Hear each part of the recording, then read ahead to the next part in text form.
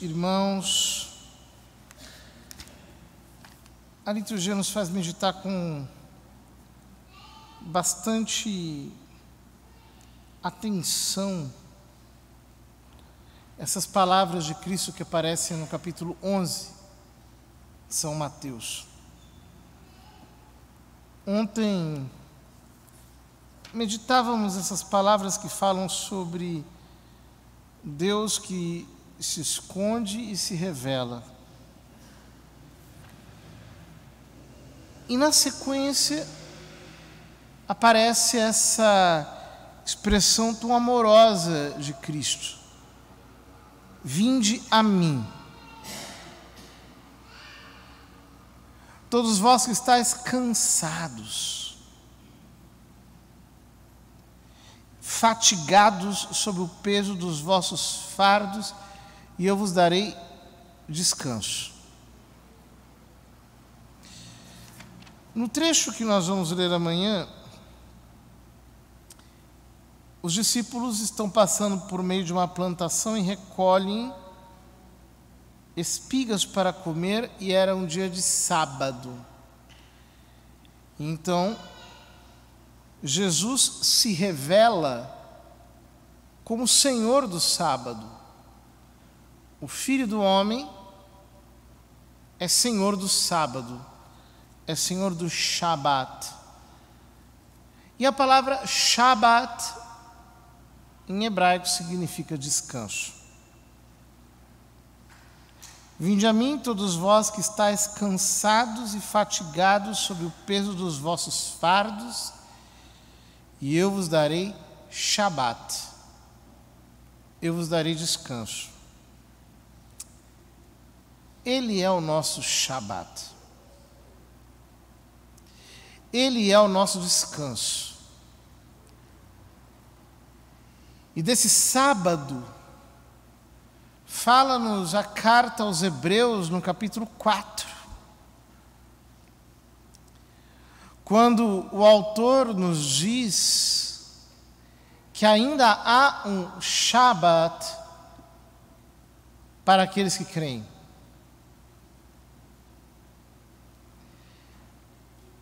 De fato, este sábado, este repouso, esse descanso de Cristo é o descanso da fé. Da fé em que Ele é o autor e o consumador da nossa fé. É Ele que inicia e é Ele quem conclui.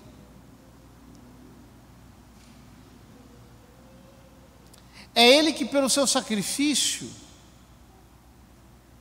disse: está acabado, está consumado, está feito. É muito interessante que Nosso Senhor morre na tarde de sexta-feira, justamente no dia em que Deus cria Adão. E é muito interessante que ele fica no sepulcro, no Shabat, e apenas concluído o repouso sabático, já na madrugada do domingo, que corresponde à noite do sábado no Ocidente, para os judeus o dia virava ao pôr do sol, ele ressuscita, para fazer novas todas as coisas a partir da obra que já foi concluída. Ou seja, a primeira criação conclui com o Shabat do Filho do Homem,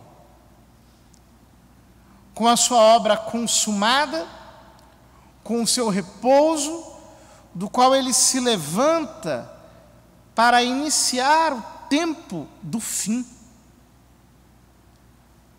Isso que na teologia nós chamamos de tempos escatológicos, que irão ser consumados na Jerusalém Celeste. Nestes tempos, a salvação já foi operada por Ele. Portanto, eu posso descansar na fé. Em que fé? Na fé daquilo que Cristo já fez por mim. O sacrifício foi consumado, a obra da redenção foi concluída, já está tudo feito por Cristo. Eu posso descansar naquilo que Jesus fez. Eu posso crer que aquilo que me santifica já está realizado. E crendo nisso, o meu coração pode ter paz. Como diz São Paulo na carta aos Filipenses, Ele é a nossa justiça, a nossa santificação, a nossa sabedoria, Ele é tudo para nós e a obra já está concluída. Esse é o descanso. Nós estamos libertos do fardo da lei do Velho Testamento. Ou seja, não são as nossas obras que nos justificam, não é nada do que nós fazemos que nos salva efetivamente. Eu creio naquilo que Cristo realizou. Contudo, alguém poderia erroneamente pensar: ora, se o que me salva é aquilo que Cristo fez, então daqui para frente, férias. Eu não preciso mais fazer nada. Alguém poderia pensar de uma maneira enganosa. E de fato, houve quem dissesse isso. Então há uma linha na espiritualidade oriunda da doutrina luterana chamada quietismo, que diz que o homem tem que ficar quieto para não atrapalhar a graça divina. Então, se isso fosse verdade, toda a filosofia oriental, que aliás hoje em dia está muito de moda, com mindfulness, com técnicas de meditação transcendental, yoga, essas coisas todas, estaria coberta de razão. Quer dizer, o ideal do ser humano é a imperturbabilidade, é chegar àquele estado de esvaziamento no qual, pela concentração, pelo relaxamento, a nossa mente cai numa espécie de vazio. Só que não é isso que o Novo Testamento nos traz. Deus não nos salvou para nós ficarmos dormindo. Por isso, Jesus continua: tomai sobre vós o meu jugo. Ou seja, há uma troca de fardo. Ele diz: me deem o fardo de vocês. Agora eu lhes vou dar o meu jugo. O jugo é aquilo que um boi leva. Eu vou lhes dar o meu jugo. Tomai sobre vós o meu jugo. E aprendei de mim, que sou manso e humilde de coração, e vós encontrareis descanso, pois o meu jugo é suave e o meu fardo é leve. Ou seja, Jesus tem um jugo. Ele tem uma lei. Mais do que uma lei em sentido positivista, que é o sentido em que a palavra lei soa para os nossos ouvidos, uma norma, uma regra gratuita. Mais do que isso, ele tem para nós uma sabedoria. Ou seja, ele quer nos explicar o porquê de tudo. Ele quer fazer com que a nossa mente seja inundada por essa luz santíssima que é a fé, a fim de que nós façamos a sua vontade com conhecimento de causa E isso é o que a torna boa, perfeita, agradável. É isso que a torna leve. Quer dizer, eu sei no Evangelho que eu não sou conduzido apenas a viver uma lei morta, uma lei que é uma espécie de normativa, assim, injustificada. Eu sei pelo Evangelho que eu posso compreender, pela graça de Cristo, com o seu espírito de sabedoria e revelação, o porquê da vontade de Deus. E é isso que me faz ser leve. Porque a lei não entra em mim como algo que desce a contragosto, como algo que eu tenho que aturar. A lei entra em mim com a suavidade e a mansidão de uma pedagogia que me explica que isso convém, que isso é bom, que isso é agradável por esse motivo, que é melhor fazer assim do que de outro modo, que convém agir assim antes que daquele outro jeito. A doce pedagogia de Cristo Mestre pacientemente nos vai ensinando a compreender que viver sem julgo é impossível. Que não dá para viver sem peso algum. Nós não somos irresponsáveis. Que essa noção de liberdade como um chute que se dá para o nada é uma ilusão. Porque a liberdade se dá dentro de uma pauta. Qualquer jogador de futebol sabe disso. O campo tem que ser demarcado e há que se chutar para o gol e não para fora. Portanto, a liberdade verdadeira está assinalada. Ela é fruto de uma tomada de consciência que a palavra de Deus opera em nós, fazendo-nos abraçar aquilo que Deus quer com toda clarividência. É por isso que o cristão não anda, por assim dizer, desvinculado. A liberdade do cristão não é uma indeterminação. Ele tem um Senhor, ele tem um Kyrios, ele tem um Cristo, ele tem alguém que é o dominador sobre a sua vida. Ele tem um jugo.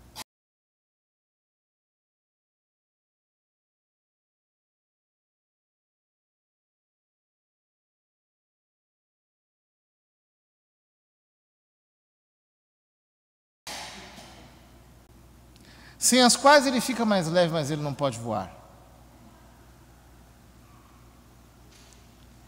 Esse jugo é uma potência. Esse peso é a verdadeira leveza. Eu não quero estar longe do jugo do Senhor, eu não quero ser um rebelde. Eu não quero ter a ansiedade de estar sem vínculos, de ter uma existência sem alças, de não ser de modo algum pegável. Quem tem compromisso com Cristo não é assim. Eu me lembro do Evangelho de São Marcos, lá no capítulo 15, quando nos descreve aquela cena pitoresca de quando prenderam Jesus e um jovem, que segundo alguns comentadores antigos, seria o próprio São Marcos. Estava dormindo à noite apenas enrolado num lençol e por curiosidade foi ver o que estava acontecendo.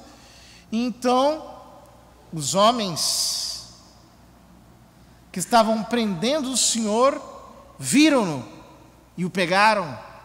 Mas como ele estava apenas enrolado com um lençolzinho, ele jogou o lençol para trás e fugiu, floresta adentro, nu,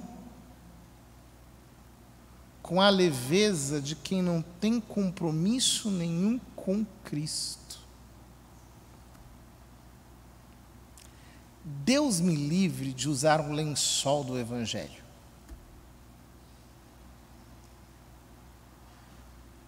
Eu quero que o Evangelho seja uma armadura em mim, da qual eu não me possa mais livrar. Aquela armadura de Efésios, de que nos fala São Paulo. Eu quero que o Evangelho em mim seja um conjunto de não retorno. Eu quero lançar o barco numa distância tão grande que eu já não tenha mais referências de retorno. E que o retorno seja tão longo que seja impossível voltar atrás. Eu não quero colocar a mão no arado, namorando o que acontece ali por detrás de mim. Eu não quero cair na tentação da mulher de Ló, que olhando para o passado, no passado se solidificou e não conseguiu mais progredir na vida. Eu não quero atender o convite do Senhor por curiosidade. A minha vida espiritual não é mais feita de levezas. Eu não tenho mais tempo a perder. Eu não estou aqui fazendo testes. Eu não quero mais curiar. Eu quero saber. Eu quero ter o Senhor. Eu não quero mais ter esse tipo de ligeireza que me permite encarar tudo como uma grande tentativa. Já foi. O tempo de tentar já ficou para trás. Agora é hora de dar certo. É hora de abraçar o Evangelho para a vida, com o peso da leveza que ele tem. E com a leveza do peso que ele tem. Porque é paradoxal. O meu descanso é com Cristo, no meio do barco, no meio da tempestade, no convulsionamento de todas as coisas. Não, eu já não quero mais viver como alguém que está aburguesado e que precisa de uma suíte 5 estrelas com ar-condicionado ligado para poder dormir. O barulho da guerra já me dá sono, porque ele é o meu descanso.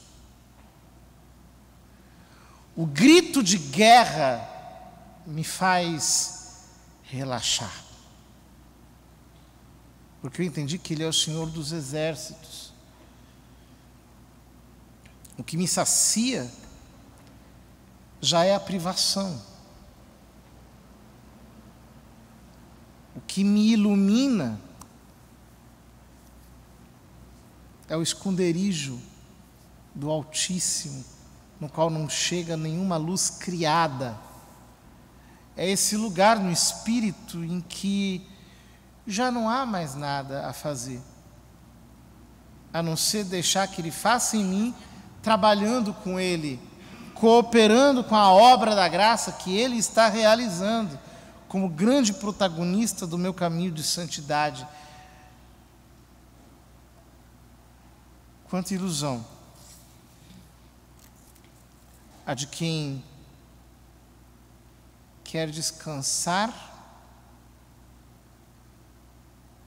deixando o fardo de Cristo para levar o fardo de si mesmo e a angústia de fazer do próprio modo. Como se a obra da nossa santificação fosse uma obra de autoaperfeiçoamento. Como dizia São Paulo aos Gálatas: ó Gálatas insensatos, quem vos perverteu? Começastes no Espírito e terminastes na carne.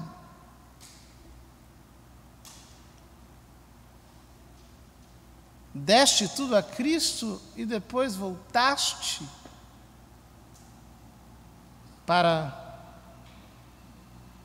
a doutrina do ego.